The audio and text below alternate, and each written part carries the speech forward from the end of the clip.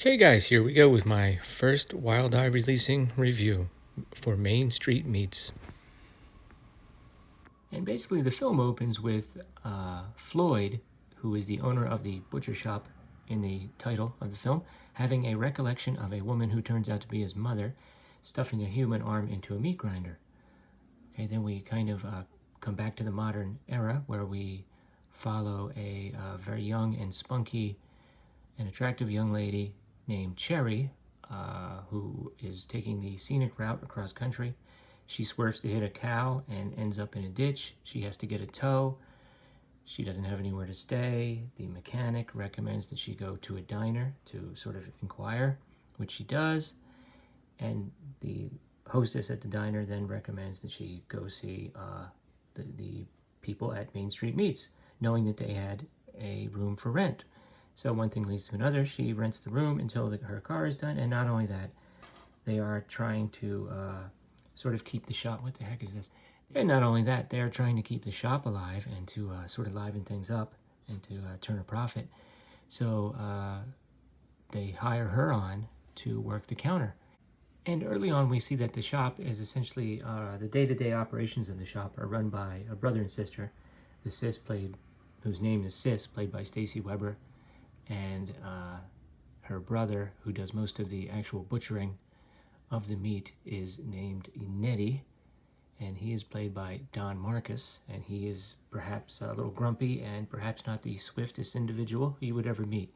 So he, in the beginning of the film, a very unhappy and vocal customer comes in and goes on a tirade about how dirty the shop is and how bad the meat is. And Nettie ends up killing her and dragging her into the back room.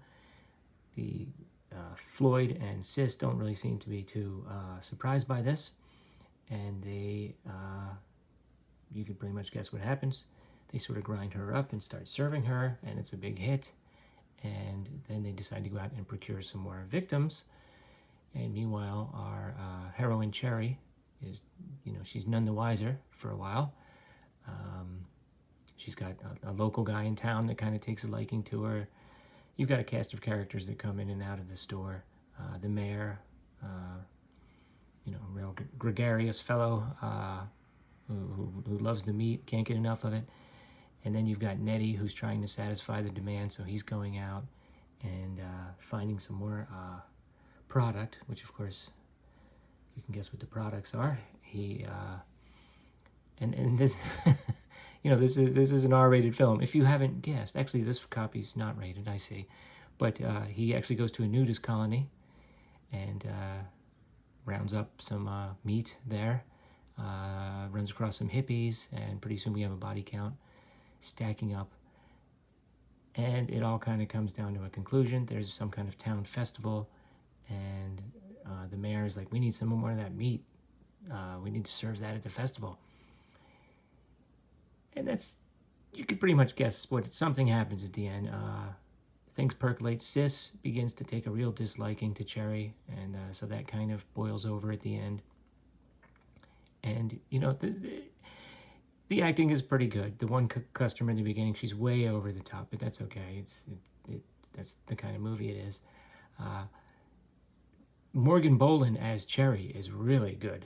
I'm interested to see what she does next, because this actually came out a couple years ago, so I'll have to check out what she's done besides this. She was really good. Very, very engaging. Very attractive young lady, and very talented. Some of the other actors perhaps have like 1 or 2 credits, if any credits at all. There's also a vocal cameo by the late Herschel Gordon Lewis. He plays a weatherman that you hear on the radio. And it's just a fun movie. It's kind of funny in parts. There's some things that get into the meat by mistake, and so there's some pretty funny moments.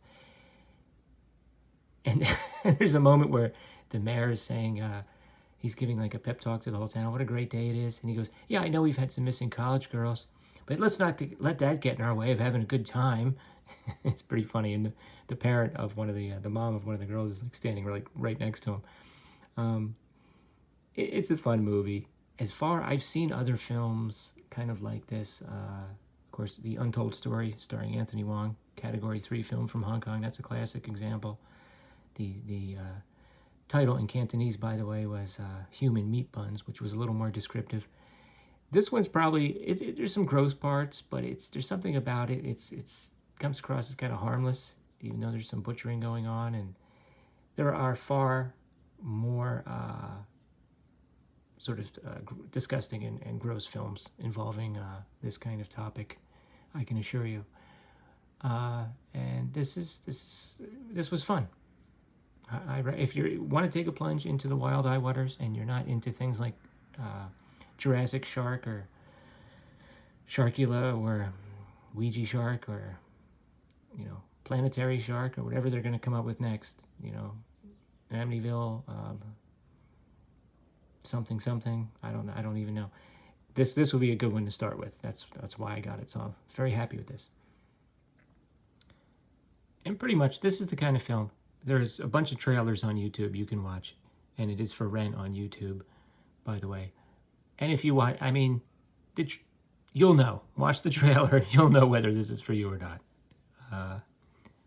Anyway, guys, hope you enjoyed this review. Come back soon for a review of another Wild Eye film, High 8.